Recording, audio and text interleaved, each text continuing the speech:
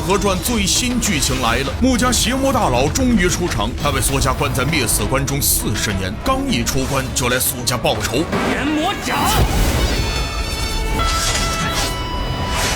除了苏沐雨的伞和昌河的剑，其他人的兵器都被吸走，然后全部刺向苏家家主苏晋辉。掌边红气缠绕，说明炎魔掌的功力至少有了8层。看来这家伙的实力在3家家主之上。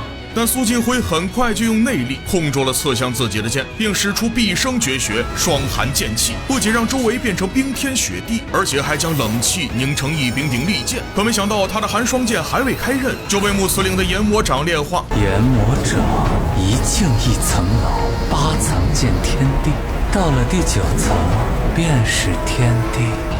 我要入第9层了。穆慈陵只轻轻一掌，就将拥有30年功力的苏晋辉重伤。而随后，穆慈陵就拿出一本阎王册，开始在苏家肆无忌惮地杀人。他笔尖向下，以苏家弟子的鲜血作墨，记下被杀者的名字，然后又以毛笔为刃，继续屠杀。而放出这个疯子的，正是穆家家主穆子遮。他昨日围剿朱朝，追杀大家长时，被苏昌河的傀儡司偷袭中毒。穆子遮仓皇逃回后，就传书给提魂殿3公，想要借灭死关一用。提魂殿当即答应。关了那么久，也该出来散散心了。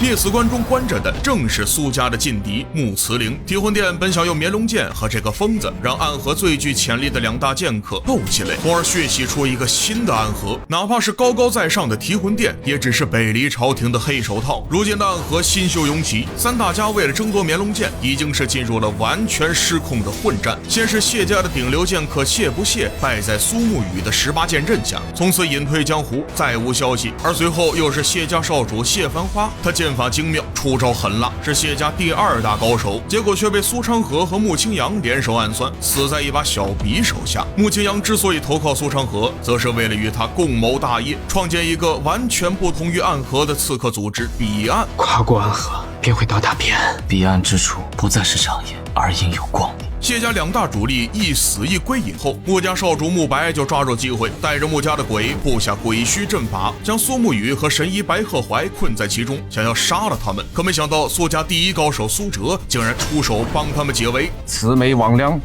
也敢在我降魔法掌面前放肆！